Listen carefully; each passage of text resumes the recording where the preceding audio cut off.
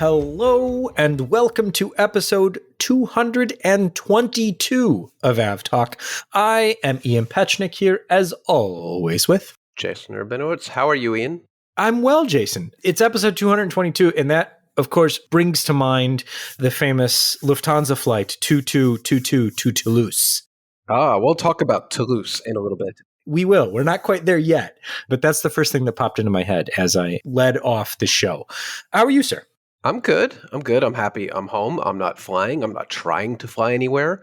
We'll get to that in a little bit, but I'm very happy to be home. I wouldn't mind being somewhere else at the moment, but I'm glad I'm not flying to get there. We've got the Canadian wildfire smoke this week in Chicago, so we had the dubious distinction. Oh, yeah, that's coming our way, too. Yes, yeah, we're sending it your way, but we had the very dubious distinction this week of having the worst air quality in the world.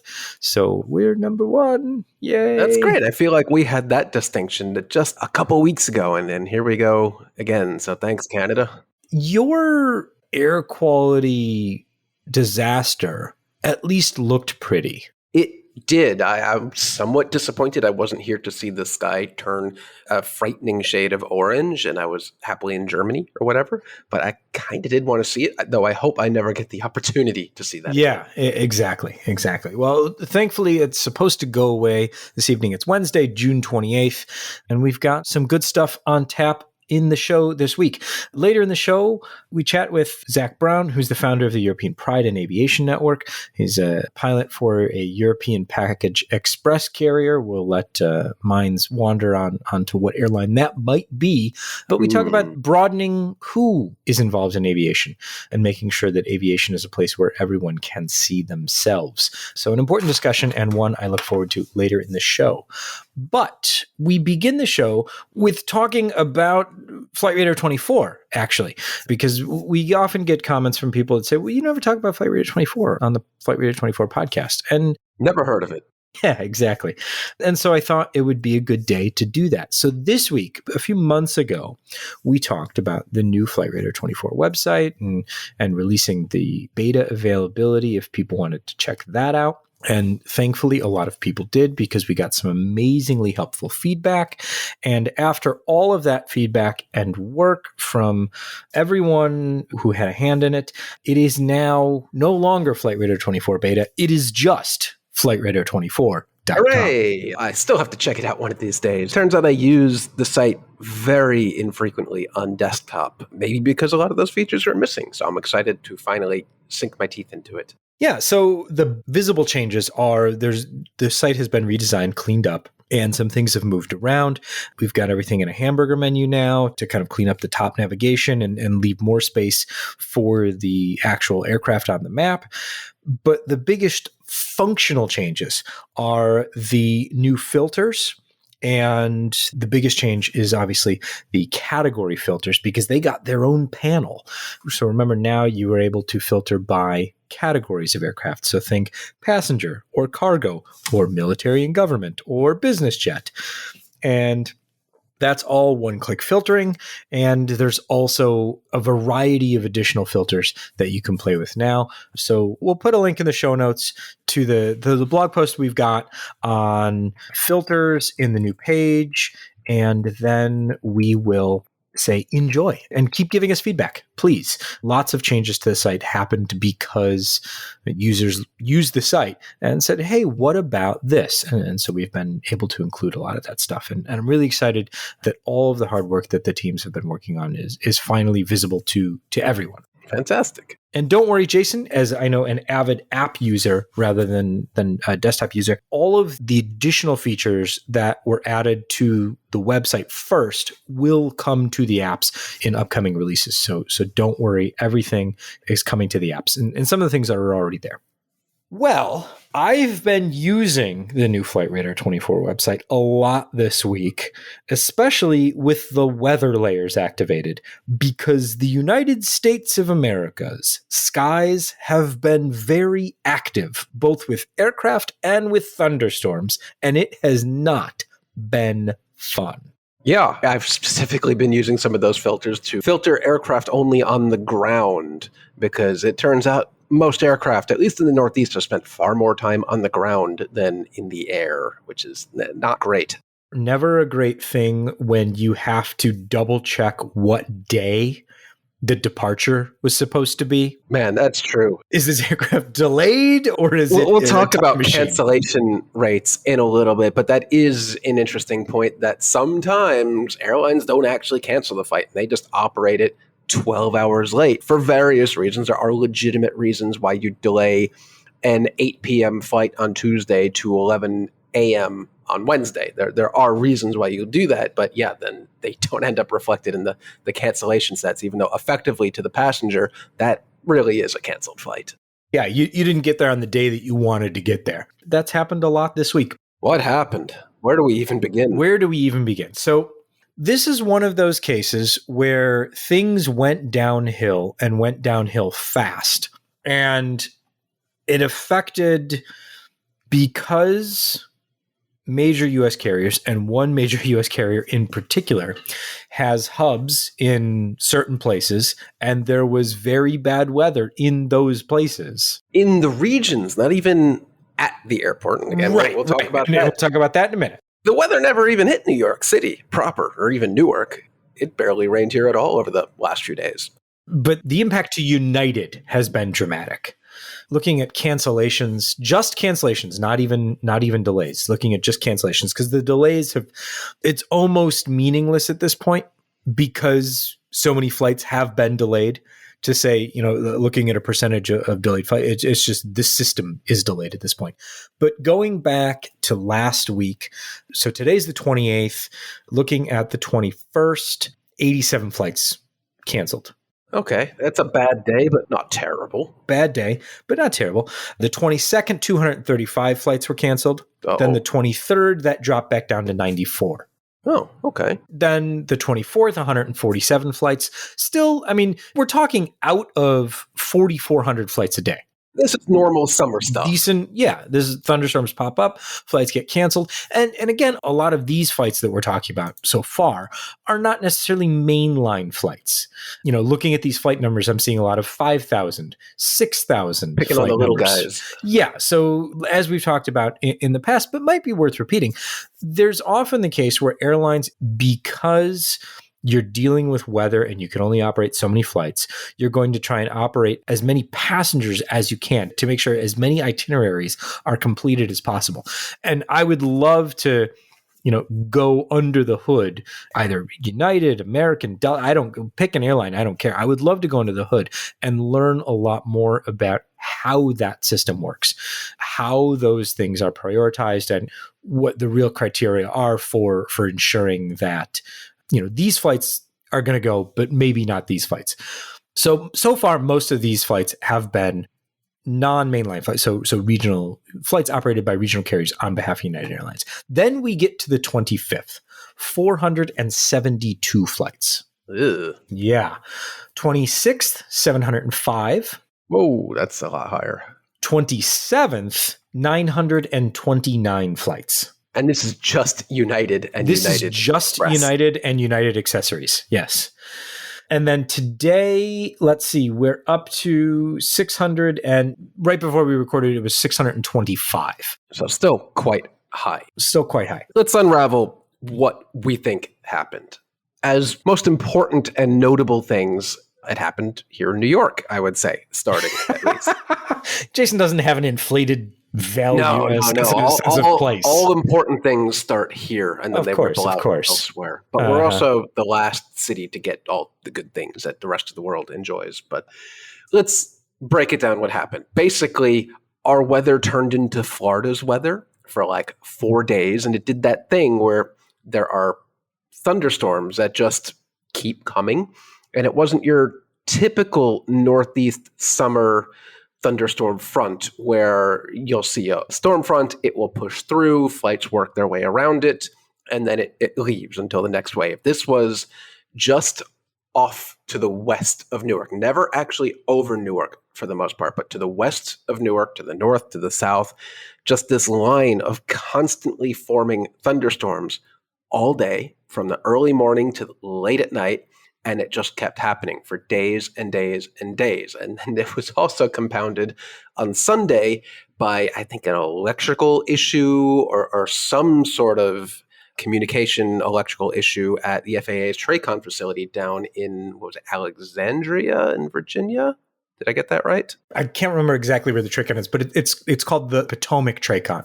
That's responsible for basically mid-Atlantic airspace. Yeah, somewhere down there they had an issue, and that stopped all flights in and out of a few airports, notably DCA and Dulles, which is another United hub, for a good while, which certainly didn't help that now United had two of its major hubs completely offline.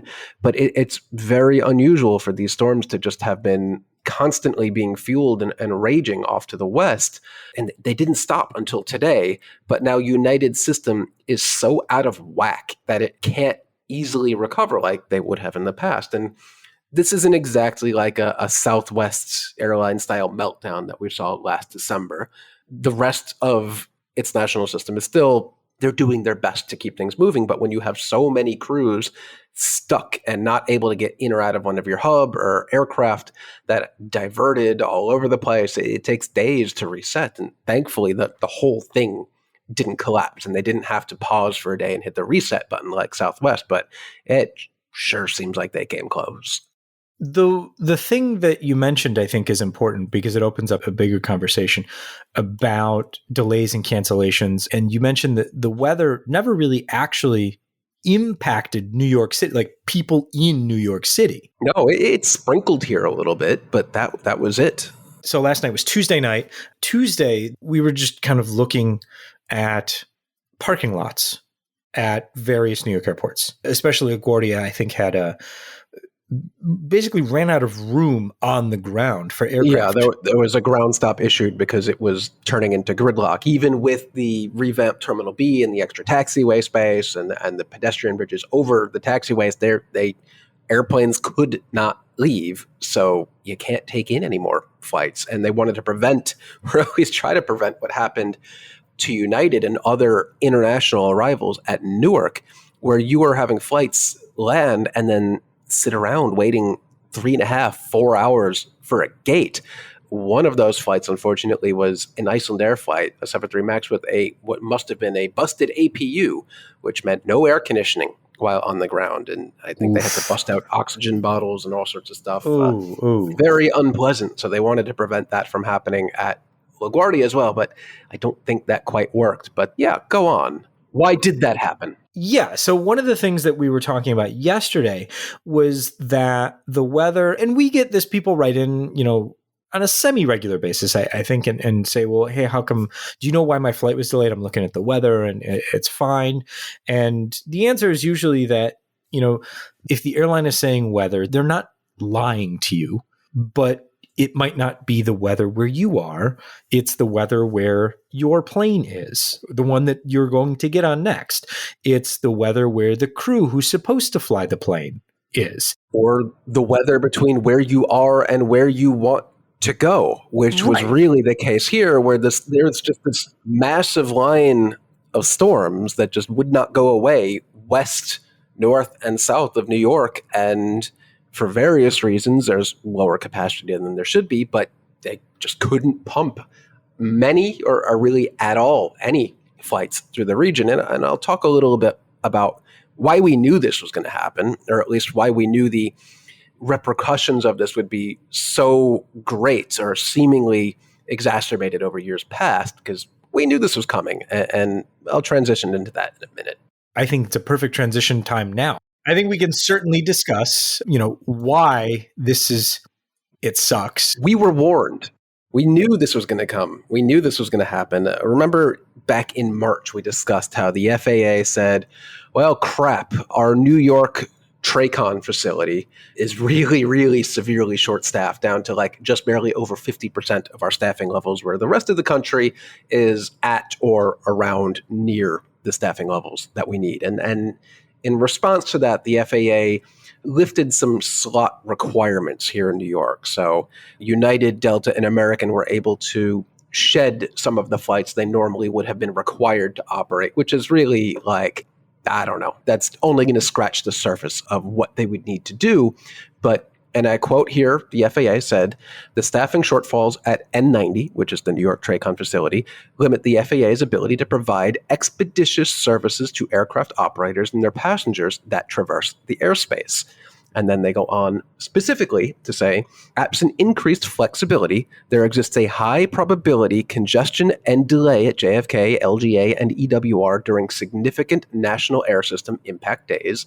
For example, holiday travel spike, adverse weather, could be exacerbated by N90 staffing shortfalls. They warned us this was going to happen. We all knew this was going to happen. The FAA knew, the airlines knew, they warned the public, and they took some actions to try to lessen the impact. But when you combine leading up to a holiday weekend with these storms, it was just always going to be a disaster this year. And this is just the first time it's going to happen this summer. It will happen again. What really bothers me is you're not wrong. Well, we're doing this again? What do you mean? That you don't like when I'm right. No. It's not that you're right. Oh. This isn't a you thing. Oh, okay. See, I'm trying to make it about me. No. I wasn't trying to do it. But like, it's one of those things just like, we all know what's coming. Here it comes, and it's going to happen again. Yes. And I get, trying to fix these problems is systemic and it's not overnight and all of these things, but like, good on them for identifying the problem. But the Department of Transportation Office of Inspector General released a report last week basically saying that there are not enough people, and that's really bad for a number of reasons. And the FAA needs to address this. And one of the charts in the report is really interesting to me because there are roughly 1,200 fewer certified controllers now than there were 10 years ago. And there are so many more flights. None of that makes any sense. To me, the idea that, like, how do you not work as hard as you can to make sure that the increase in flights, and I get some of this is technology and staffing needs change and the types of staffing needs change, and I understand all that, but it just seems to me that like this was not a surprise. We have more aircraft in the sky. We need more people to make sure that they're safely in the sky. Not a surprise to anyone, and it's not a recent issue. This has been going on for decades, so you can't blame the Biden administration. You can't blame the Trump administration. You can't blame the Obama administration because this has been going on for years. You can blame all of them, actually, but you can't blame any one in particular. This isn't a now issue. This is an ongoing issue that's been just nobody wants to do anything about it. Thankfully, we have the DOT OIG saying, hey, you really got to do something about this because it's getting worse, a lot worse. And not even weekends anymore, just weeks like this reinforce that the FAA is not up to the task of the amount of flights in the schedule plus our seemingly ever worsening weather situation here in the US. It's not going to get any better. It's only going to get worse. So here we are. Yeah, to kind of cap this off, the report urged the FAA to review the kind of staffing distribution and to increase the staffing levels where it's needed on an interim basis and do what they need to do to just put controllers where they need to be to make sure that a minimum level of safety is achieved. FAA should also, and this is a big one to any controller that you'll talk to, and implement a new labor distribution system that includes features such as timekeeping, overtime, and controller in charge tracking, and real-time leave balances. So, I mean, controllers are overworked. I mean, they're looking at 6-day work weeks. I mean, in a job that is incredibly stressful. No, thank you, sir. For its part, the FAA says, yeah, we agree with all of that. So we're going to be done with implementation of all of those by the 30th of September. So says the FAA. Okay, well, I hope they meet that goal. Yeah, that doesn't help us this summer. So if you are flying anywhere, especially in the Northeast this summer, have some backup plans. I know I do. I booked some overlapping Amtrak trips over my flights just in case I need them. Well, all right then. If you can take advantage of that little tip, please do. But otherwise, yep, pack your patience. And it sounds like on the bright side, I will say on the bright side, on a normal day, if we have any, on a normal day, the system worldwide seems to be in much better shape this summer than it was last summer.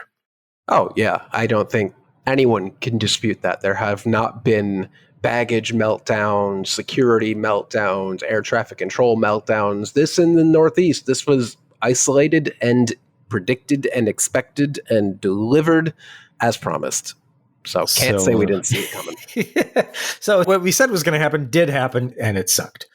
This one I did not see coming, and it happened before we recorded the podcast this week. How about that? All right. And no one was hurt. No one was hurt. A Delta 717 flying from Atlanta to Charlotte this Wednesday morning, landed in Charlotte with its nose gear not extended. The aircraft landed safely. No one was injured. They are working to remove the aircraft. And by the time we are recording, I'm not following breaking news, but they may have gotten it off the runway by now.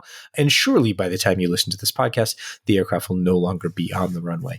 So fantastic job by the Delta pilots to get that aircraft down safely. And I mean, I saw a video from inside the cabin, and unless you knew, which obviously all the passengers did, but say you didn't, or you had your headphones in the whole time, you would be confused why you stopped on the runway because the landing looked that smooth. Yeah, you'd be concerned and questioning, why are we not taxiing to the gate? I'm going to miss my connecting flight, because it was a smooth landing. So hats off to the pilots and the cabin crew on that aircraft for doing something pretty great. That 717 sure looks sad on the runway from the pictures I saw. It just looks like a dog that knows it did something wrong and it's ashamed of itself. And it wants to be better, but now it's in the doghouse. Oh, man. But the NTSB has said they will go investigate. And give it some treats, and Delta Tech Ops will go make it all better. They're already on their way. The registration, November 955 Alpha Tango. It is a Boeing 717-200, originally delivered to AirTran in 2000. Oh, yeah. It's only a nearly 23-year-old aircraft. This thing's got another 40 years flying at Delta. So they'll get it patched up. They'll get it patched up, and it'll be right by. It might even be in service by tomorrow. Maybe. No. Who knows? So we go from very old aircraft to very new aircraft, and Wizz Air took delivery of the first Chinese assembled Airbus for a non-Chinese airline. It is an A321neo, and it is going to go into service with Wizz Air Malta. That's nice. Yeah. I think we talked about this in a prior episode, but now it is done. It is real. It happened. That's nice. Not the first time, I think. Technically, U.S. aircraft has been manufactured outside of the U.S. I think McDonnell Douglas with MD-90 maybe was there a Chinese production line for those aircraft? I think. Maybe. You know what, Jason? You have stumped me. Podcast at fr24.com. Yeah, I don't know. Google search this now. No, you can't. No, we will come back to this next episode. Okay. Because somebody out there has the full story, and I want to find it. All right. So yeah, the emails, podcast@fr24.com, and give us the scoop.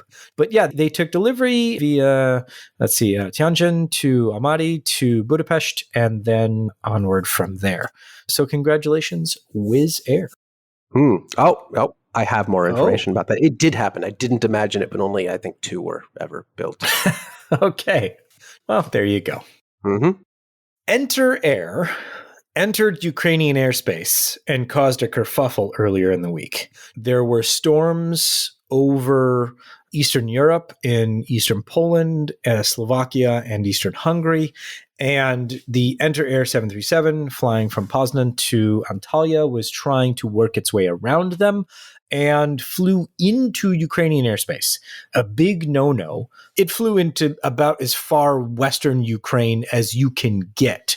So there wasn't necessarily a danger here. And it's not, the passengers weren't in danger, the crew wasn't in danger or anything like that. But the flying into no civil aircraft in this airspace thing is kind of a big deal. And so every aviation authority in Poland, because Enter Air is a Polish airline, is currently investigating what happened, why, and to make sure it does not happen again. They were avoiding thunderstorms and flew too far east. And looking at the flight track, which we'll post in the show notes, that was quickly realized, and they got out of Ukraine as fast as they possibly could. Yeah, I mean, I like the way you put it in the show notes, where you just say, Enter Air enters Ukraine to not enter a thunderstorm. Yeah, sometimes I guess flight safety trumps geopolitics. I don't even know if on their flight display they even see the border of a country. They just see red on their radar showing a thunderstorm that they probably don't want to enter, deviated around it. So, whoops. But I'd rather them do that than enter a dangerous thunderstorm cell. Sure. The question remains is why they deviated in that direction, how they got into the position in the first place, and they're investigating all of that good fun stuff. So I'm sure we'll hear something in a few months on that front. Good news, bad news, or bad news, good news, I guess. Spirit Aerosystems machinists have been on strike since the 22nd of June. And who are they? What do they do? Those are the folks that build all of the things that let other aircraft manufacturers build their planes. So Spirit Aerosystems builds what is, I guess, the most recognizable thing that Spirit Aerosystems builds are the 737 fuselages, where you see the trains of green wearing their, the anti-corrosive coating, green 737 fuselages moving westward towards Seattle. Yes, definitely important to know who Spirit Aerosystems is and what they build to know why this is just so important for Boeing. Yes, not just Boeing, though I would say most important for Boeing, but they are a supplier to both Boeing and Airbus. This is one of those companies that is extremely important to the commercial aerospace manufacturing supply chain. And their machinists have been on strike since the 22nd of June. They have reached an agreement that there's going to be a rank and file vote that they are being encouraged to vote for. If ratified, they would be back on the job after the 4th of July holiday on the 5th of July. And that ratification vote will take place tomorrow, June 29th. So when you're listening to the podcast, you'll be able to go, oh, I wonder how they voted. And you can go check the news to see how they voted and whether or not they'll be back at work. But it sounds like from the description of the deal, it's a good deal for the machinists. And it sounds like they're going to vote for it and be back on the job sooner rather than later. Good for them. Yeah. Let's take a quick break. And when we come back, we'll be joined by Zac Brown, who's the founder of the European Pride in Aviation Network and also a pilot for one of the very large and very colorful package express carriers in Europe. So stay with us. We'll be right back.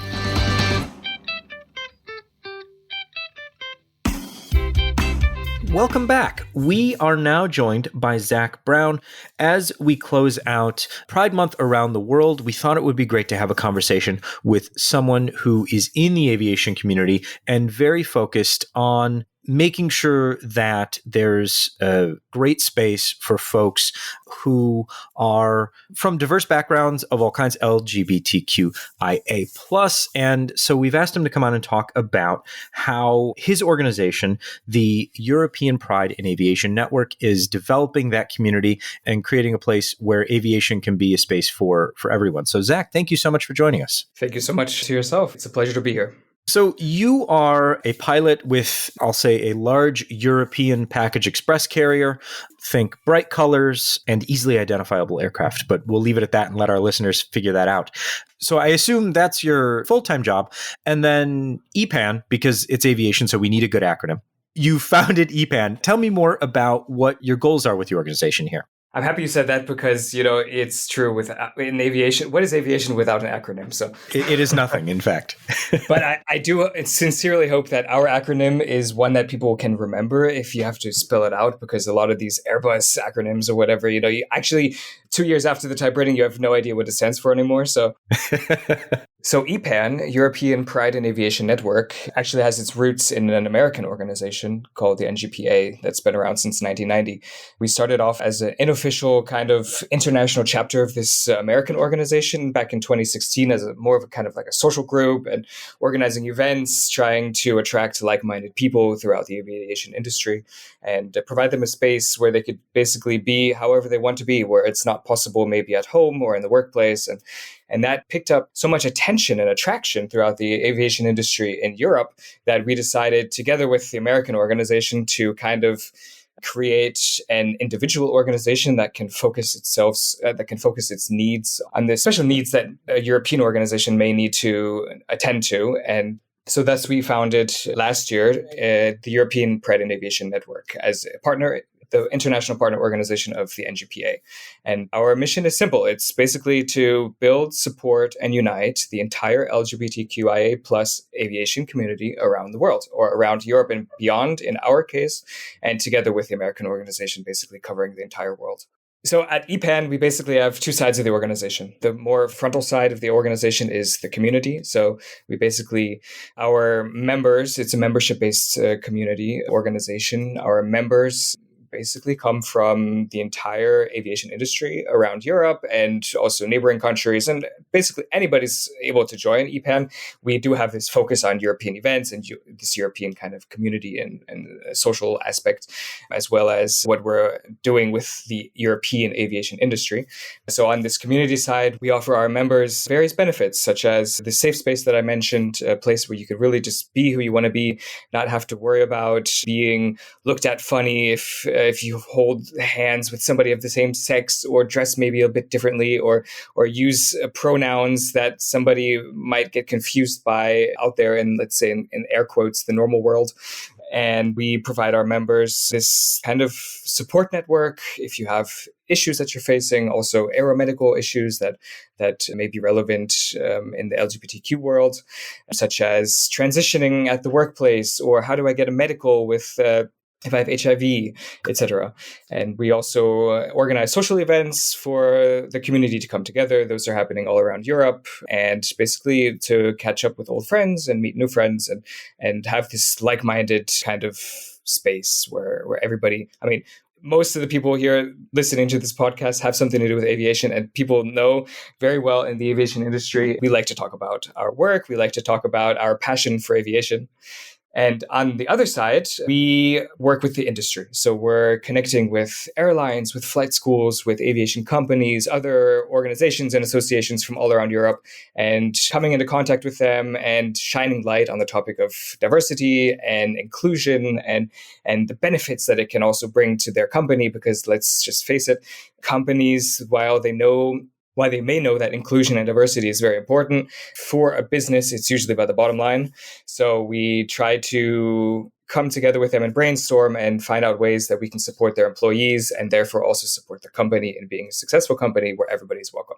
Is EPAN doing any work to kind of expand the pool of folks outside the industry who might be thinking about aviation as a career, but going, oh, I'm not sure if that career track is available to me, as someone who's a member of the LGBT community? We are. The biggest word it's a one-word answer to that question. It's representation. So seeing somebody that is similar to you in whichever aspect that is. Obviously, when we talk about diversity, it's definitely not just about LGBT, and it's not just about gender. The columns of diversity are infinite. So one person fills many different shoeboxes, basically, whether it's a different culture, religion, gender identity, sexual orientation, whatever. Something that makes you different than the person that's sitting next to you is what diversity is. And when we talk about representation, it's basically when I see somebody that's similar to me doing something I didn't know I could do, it motivates me and changes my mindset, and it gets me to think, oh, wow, I could actually do that. And actually, that's one of the things we get quite often at EPAN when people follow us on Instagram or find a post on Facebook or meet us at somewhere, who knows, at a party or at a social event or at a conference. They often come up to us and say, wow, this is awesome. I thought I was alone. I thought I was the only one. And that's one thing we're really trying to push is the whole, you could even throw a hashtag at the front of it, #you are not alone. And there are so many people in the aviation industry that are just so different and make it so unique. And, any industry is actually just a representation of society itself. And our society is super diverse, and so is the aviation industry.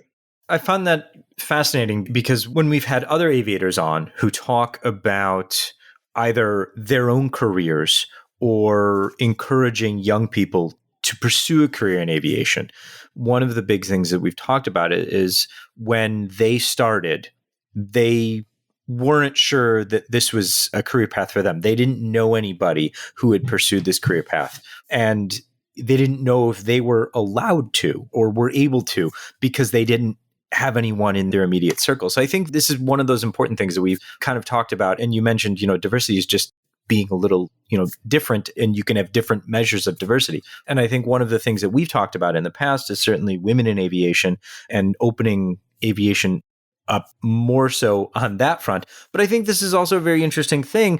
And the fact that you kind of saw an existing group and built on that. And now all of a sudden there's a transatlantic network available to folks that are looking to enter into aviation and belong in the aviation community. I think that's a fascinating way to go about building a community where you have some unique challenges, especially around traveling long distances to different states that may have different laws that impact you differently.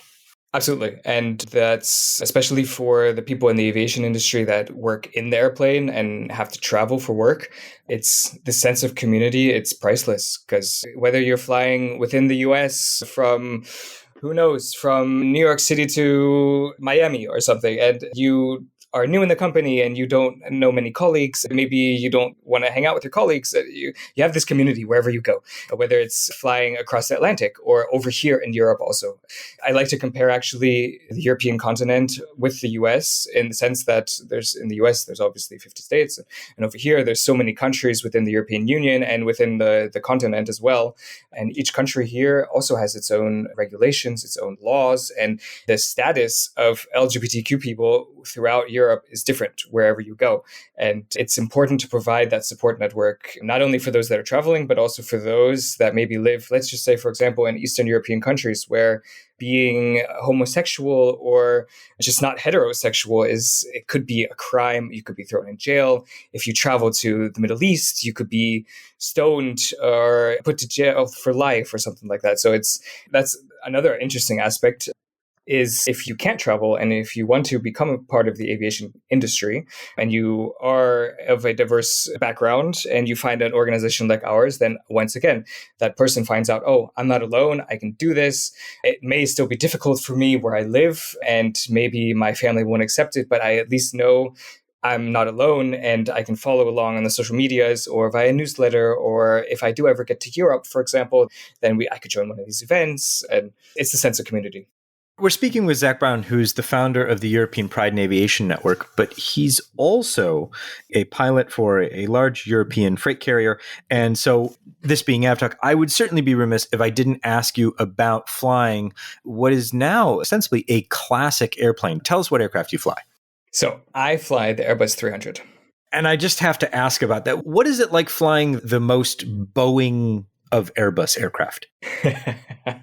Yeah, it's truly what they say. It's the best Airbus Boeing ever built. So, to be honest, I can't compare it to anything except the planes that I flew in flight school, because, well, if you're from outside of Europe, you better hold on tight, because maybe you didn't know, in Europe, I could fly a heavy category wide body aircrafts just out of flight school. I don't have to wait the 1,500 hours like you have to do in the US, for example.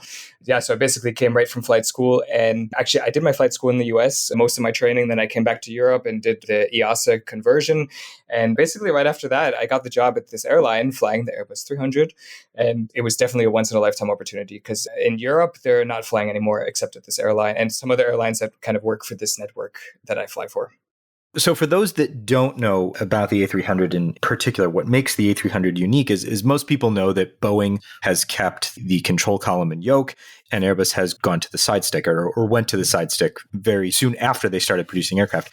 But the A300 has a control column and yoke. So it's an Airbus aircraft with Airbus design, but it feels, on the flight deck, feels more similar than any other Airbus aircraft, obviously, to a Boeing aircraft. And it's just fascinating to see it's still available to some airlines. I mean, most of the A300s have gone away. There's a few A300s out there flying, but also the A310s are still out there, a little bit more in force, but they seem to be going away way quickly.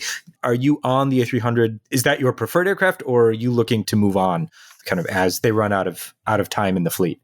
Well, I mean, let's just put it this way. If they expire at some point, I'm going to have to switch. And at the moment, so my company has two other fleets. We have the Airbus 330 and we have the Boeing 757. And I'm not too keen at the moment to switch. So I'm just about to make 5 years in the company. And also in the parcel package delivery aviation industry, it's not the same as flying passengers. So we don't fly that many hours. I hit maybe about 350 hours a year or so.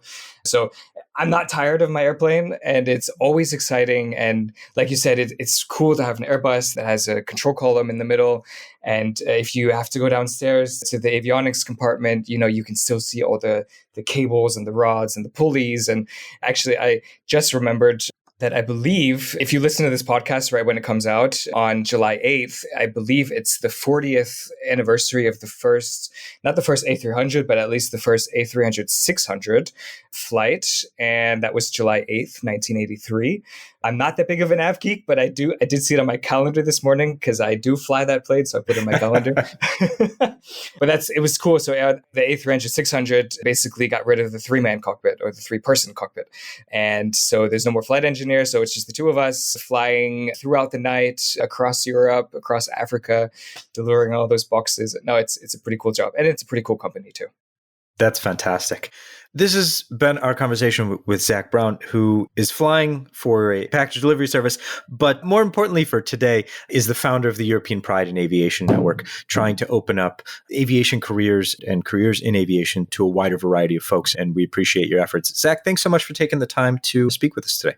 Thank you so much. I really appreciate it.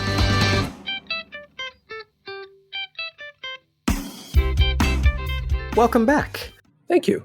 The thing about all of these conversations that we've been having, and Zac and I touched on it a bit, both in our recorded conversation, but also before when we were discussing what we were going to talk about, is the idea that a lot of times this all gets turned into, hiring people for who they are instead of, kind of their qualifications or things like that. And I hope in the conversation we addressed a little bit of that, and that it's not, hiring for the sake of, it's missing out the qualified people who otherwise wouldn't apply. Yep. And I think that's the most important thing to take away from it is that, making sure that you are not afraid to be who you are in a professional setting so that you can pursue your passions. So that you can say, I am passionate about aviation, and now I feel like there's a place for me here, rather than, no, that aviation doesn't seem like a place where I want to be because of who I am. So I think that to me is the most important takeaway, and I wish them the best of luck in progressing with that message in all their endeavors. Yep. Good stuff. Where are we? We're going to Australia. I want to go to Australia. Well, okay, nice. We're not. Oh, but Virgin Australia is taking delivery of its first. Well, maybe we are, but not on this particular flight. Virgin Australia takes delivery of its first 737-8. It is their first of 8-8 Maxes, and they also have 25 of the Max 10s on order. And this will be the first route for this particular aircraft, or this aircraft type, will be the Cairns Tokyo, which is currently served by a 737-700. No, thank you. No. I mean, no to any of that. But yeah, Virgin Australia has been through a lot of crap recently since COVID. Probably one of the most impacted airlines in the world, or at least airline that is still existing. Obviously, the most impacted would be the airlines that no longer exist. But yeah, Virgin Australia went through massive changes. They weren't flying long haul at all for a good while. So very nice to see them take on an entirely new fleet type. Well, kind of. Still just a Max, but yeah. But it's something to celebrate. Yeah. On the other side of things, where I get to say, no, Jason, I told you so. The A321XLR was indeed part of the flying display. And somebody should tell the French. And now we have the footage to prove it. We had the good fortune to have an exclusive on the flight deck with the flying display. So if you haven't checked out our YouTube channel, you should do that because you get to watch the flying display from the flight deck. And we also had a nice write-up with the pilots and flight test engineer talking about how that all comes together, which is something that I'm just fascinated by, how it all goes from paper on a table to here's a multi-million-dollar machine doing these things in front of all of these people. So a really cool write-up and a fantastic video. I encourage you all to watch that. But Jason, you noted something that I thought was funny as well on the final day of the Paris Air Show. Yeah, on the final day, they just went home at the end of the flying display, which is, I don't know if it's been done before. It probably has. If you can name something, it's probably been done before. But on the final day of the 321 XLR performing at the Paris Air Show, it did its stunts. It did all of the loop-de-loops and all of the nice high bank angles and aggressive climbs, and then just went back to Toulouse. Didn't land again at Le Bourget and just continued on back to the south of France. And I thought that was fun. We're done. We're done. We're going home. We're done here. We're leaving. Paris. It's been Goodbye. fun. Thank you. And then we'll leave the show from Toulouse. Air Tahiti has just taken delivery of its 35th ATR 72, or ATR, this being an ATR 72-600. And the reason we bring it up is because it has a lovely new livery. Registration FORVX. So a very, very cool new livery. So check that out. Always happy to talk about new, fancy, special liveries. We will never leave those out. Such an easy topic. And a pretty one to look at. Very, very cool. I don't even know what the proper name for it is, but we'll put a link in the show notes and you can check it out.